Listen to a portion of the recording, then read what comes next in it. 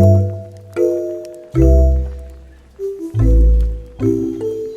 guys, welcome back to my YouTube channel finally. I know it's been a hot minute. So it's now been 2 months since I finished the spring semester of my junior year, and I'm finally going to do a video about going back to school as an adult, specifically for art.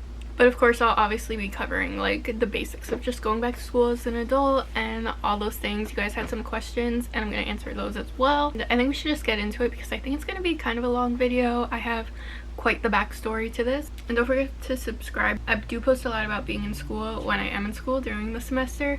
And I also post most on my Instagram, so don't forget to follow me there. It is in the description. But yeah, let's just get into it. Hi, if you don't know, I'm Victoria. I'm 26 years old and I'm about to be a senior. I'm going into my senior year of the fall semester. And yes, 26 is about 4 or 5 years older than most people when they graduate college. I will be 27, so bump it up again a year. Right now I go to a university. My major's in fine art and my minor's in art history. I do not go to an art school. I go to school for art. So whenever I mention art school, for me it's school for art, not art school. It's a very generalized university. I'm not gonna say the name. I don't really want people to know where I go to school. So to start at the very beginning, in 2017 I graduated high school. My dad was diagnosed with pancreatic cancer and I did not want to go to college. I never wanted to go to college. I never had a really direct plan of what I wanted to do as an adult. I always knew I wanted to be an artist and I always just said teacher. Growing up, I didn't really know of the jobs that you could have in art. When you're growing up, in school, they don't really talk about it. They say artist as a generalized job, but it's definitely not a job that's discussed, and I feel like they need to dive a little bit deeper in high school about the jobs you can have. So when my dad was diagnosed, I knew I wanted to be close to home. I wanted to stay home. I didn't want to go away to college because I honestly was just afraid, and I wanted to spend as much time home with my family and specifically my dad as I could. So I applied to the local university that a lot of people from my high school actually applied to or went to, because it's literally 15 minutes from my house. So I applied there, I got in, and I started school that fall as an early childhood education major. Why? I literally have no idea. It's literally just what I put down on the application. I had no real desire to be a teacher. I love working with children. I was a nanny for about 7 years and I still work with children today, but I never wanted to be a teacher in a school system. So I don't know where that came from. My sister's a kindergarten teacher. My brother was a high school teacher, so I kind of just chose it, I guess. The main reason was because I wanted to be close to home. So I got in and I started that semester. I finished it out and I think I changed my major actually that semester to fine art. I wanted to be a photographer for a hot minute there, and that was going to be my studio art direction. I don't know. I forget what it's called. Then that December my dad did pass away, and that kind of changed everything for me. I was obviously going through the grieving process. I had no idea what I wanted to do with my life. I was only 19, so I went back that semester, and then in the middle of the spring semester I changed to communication because I thought it was just generalized and still didn't know what I wanted to do. And then the summer came around, go back for the fall semester, and I'm there for about a month and I just could not handle it at all. I changed my major to mass media for television because I wanted to work in TV because I love reality TV. I would still love to do that, but I don't know. It just came up and I picked it. So that was my major when I decided to drop out. I dropped out early October, and the school was horrible to me because the person I talked to about dropping out, she literally didn't help me at all. She kept saying that I'll get over it and I should just stay. I need to think about it because I'm gonna be making a mistake. I thought about it, I'm down a parent, kind of losing it. I don't want to be here anymore. So I dropped out. She didn't tell me about the student loan situation, that I was going to be owing a lot of money by dropping out. So that sucked a lot. That was like the worst part probably. So I ended up dropping out that October. Come to find out, my student loans were sent to collections, and I was paying collections for I think like if I dropped out in 2019, 20, 21, 22, 20, I was paying collections for 4 years before I decided to go back to school. Don't just willy-nilly drop out, guys. Actually talk to the financial department, because this woman had no idea what she was doing, and I blame her to this day. I also had to submit an obituary, and I also had to write my college a letter about what my dad passed away from and like our relationship, which is like super weird. And yeah, they gave me no leniency, no like grieving time, nothing like that. So I still blame the college for that, but I am back at that school because of the convenience. So yeah, the following spring semester I didn't go back to that university, but I did go to my county college for American Sign Language. I don't know, I don't really want to talk about it. I was there for like 2 semesters, and I did learn some stuff, which was really cool. Between 2020 to 2023, I was from job to job to internship. I did a lot of social media internships, which is kind of interesting. It was very helpful and useful in my resume, and very helpful just like in general, especially for my art. So I started my art account in 2020, like a lot of people, a lot of my friends actually that I've met through Instagram. Yeah, I started it in 2020, and it was doing pretty well. I was getting a lot of orders on Etsy at the time, and I was very focused on like doing this whole situation, and I was on Instagram and TikTok a lot. I was getting orders, was setting up my little workspace. It was going well. At the same time, I worked at the local ceramics studio. They treated me like absolute garbage because I have anxiety disorders, and they were just so mean. I did make a few friends with the coworkers, they were really nice to me and really supportive. Came home mostly every day and cried about the management and whatnot. And yeah, if you know people with like anxiety disorders and mental health issues, be nice. That was a whole different situation. So I was working there while I was doing my art, and I really loved it. I really loved it there, but the people that ran the studio were just... So I left after 6 to 9 months. I can't remember how long I was there, and I really liked my job there, and I was like, what the heck, now what? Got back into nannying. Loved it. I love nannying. It's definitely...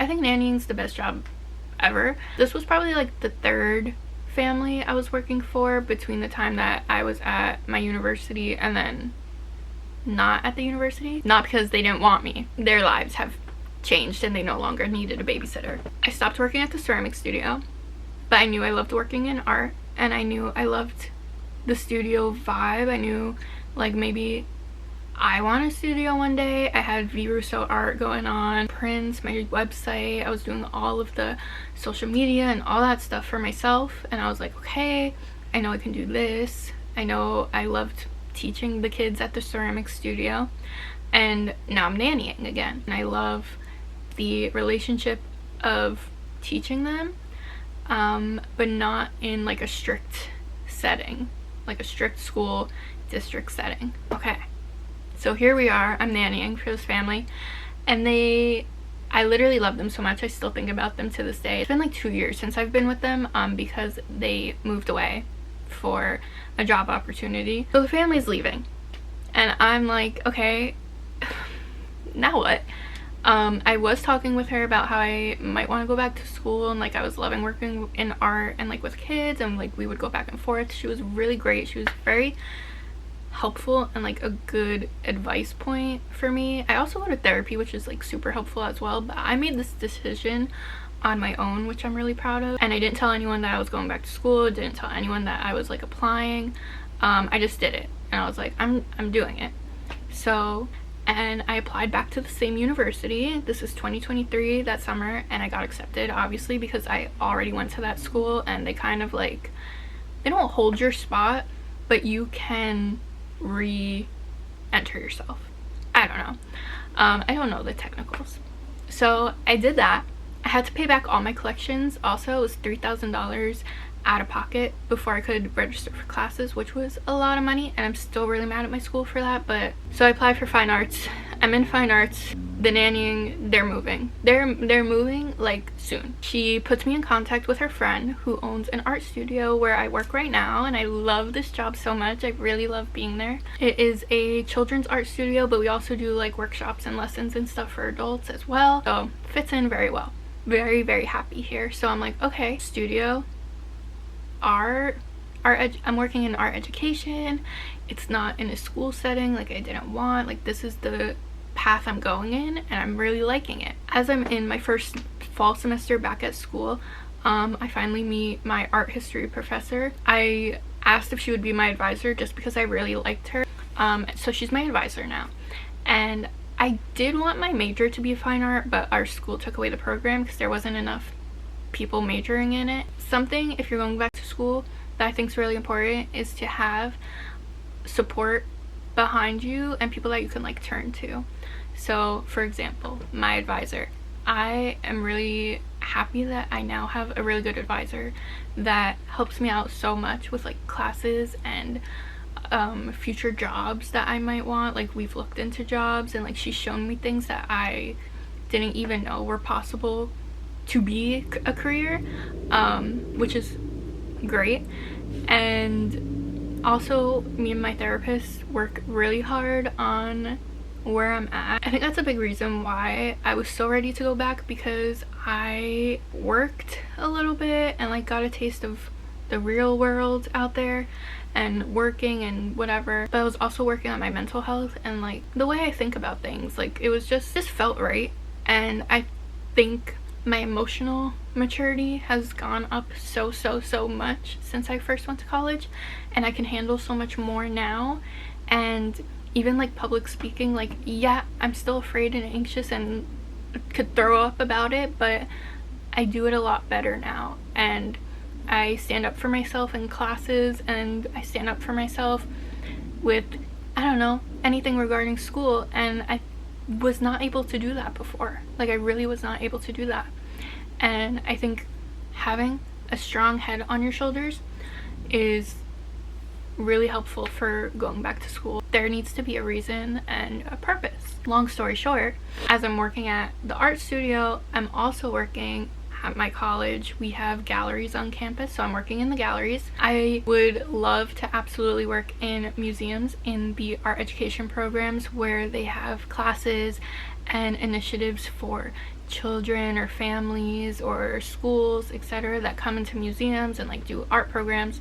So that's kind of like where I'm heading right now. Everything combined is kind of leading me to like education, working at the galleries, working at the studio, and my own art business is kind of like forming one circle.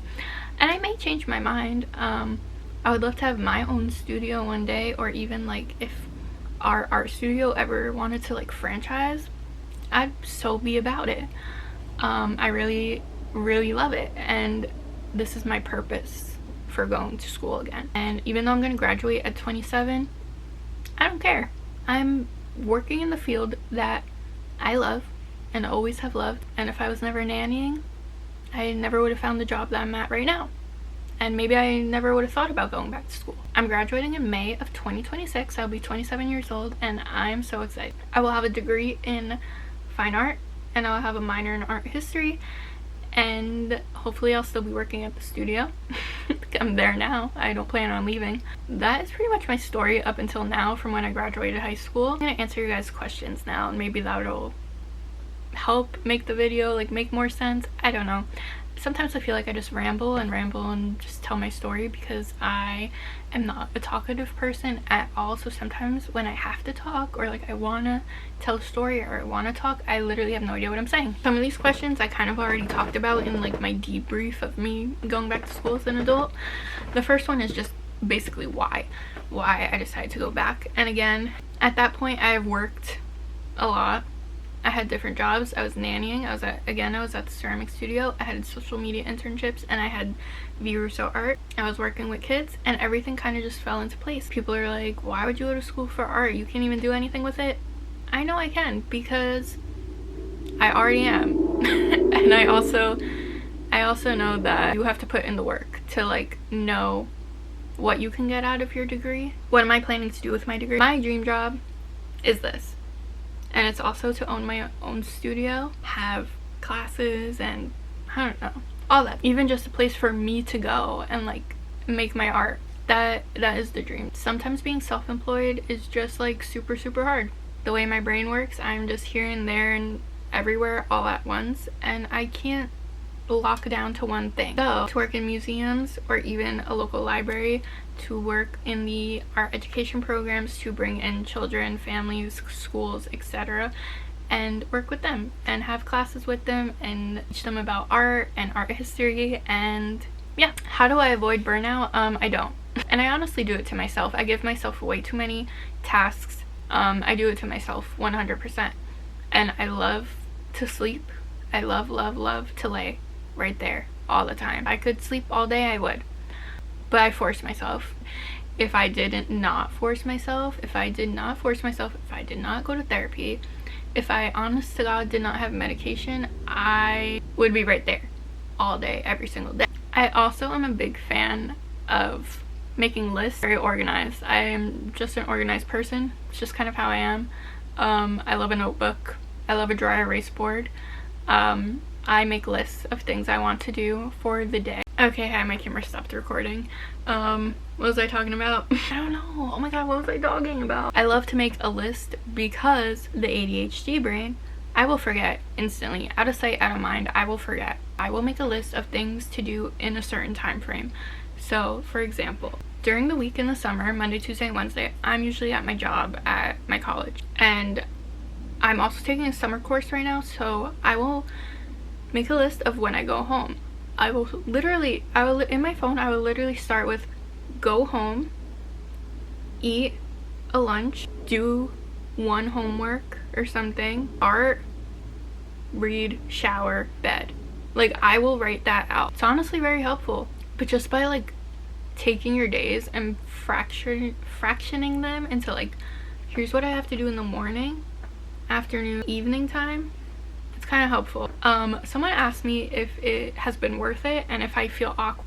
I will say at first I did feel awkward when I first went back to school, because I was like kind of new to the school again. Like, I've been there before, which was obviously helpful because that's where I went after high school and I knew my way around some places. But I always feel awkward about like the first day and like finding my seat and who's gonna be in the class or like what is gonna happen, if they're gonna make me speak. I felt awkward at first when the people in my class would be like, I'm 19, I'm 20, and I'd be like, I'm 26.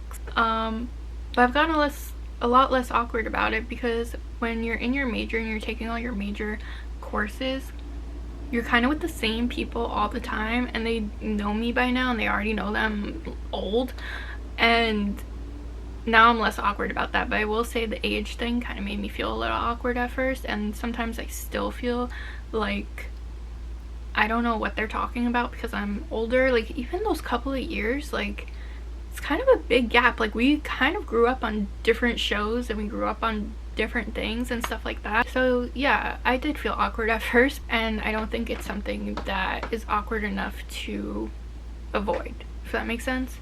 And I do think it's worth it. I think going back to school has been very worth it, only because, again, I have a purpose. I'm not just going back just to go back because I didn't know what I wanted to do. I'm going back because I did know what I wanted to do.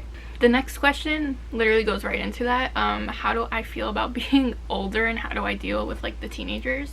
Yeah, sometimes I feel old. It's just, it is what it is. Like, sometimes it bothers me, like, I don't know how to explain this. Maybe in like some projects where like I'm an adult and I'm here for a purpose and I know that I want to finish, and like I don't have time to like lollygag, whatever. and I want to get this done, and I want it to be done well. You know, you're 19, you're fresh out of high school, and it's just like, yeah, like, it'll be fine, it's fine, like. But I'm like, no, like, it needs to get done, like, we need to do this, like, what are you talking about? It needs to be good. Yeah, so that's kind of the only time that I'm like, you guys don't get it. And just like sometimes when we have conversations, like, it's very different life experiences. So yeah, it hasn't been too much of an issue. Someone asked me, how do I balance life, family, and college? I don't know. I literally don't know. I feel like, again, it's like one of the things that you just have to, like, do it. Like, honestly, I love to be home. If I have a family event, I'll obviously be there. Or if, like, my family wants to hang out, I'll obviously be there. Friends, like, it's so hard because we're all on different schedules, and it's so hard to, like, make a date where, like, some of my friends are working 9 to 5s and then my other ones are just working on the weekends, and it's like, okay, there's no time to hang out. We can hang out in like 3 months. But I think you just kind of have to make the effort, and if you don't make the effort, then it's just not gonna happen. And sometimes you have to give up on your sleep, and it sucks. You have to take away nap time. You gotta take away nap time, guys. I just do it. I just do. That's pretty much my answer. I just do.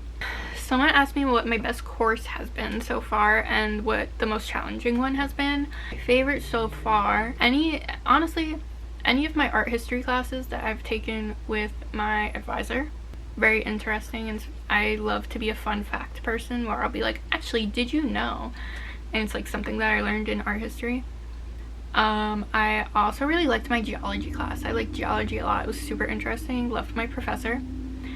And my major classes, probably printmaking and intro to painting. I know that in the next 2 semesters I have to take painting workshop and I have to take watercolor painting. So I think those might top that at some point. But I really liked printmaking. It was super fun, but it was a little too messy for me. My nails were not allowed to be done, only because they were always getting messy and falling apart and breaking. So I said no nails. But yeah, that's probably my favorites. And the most challenging is math.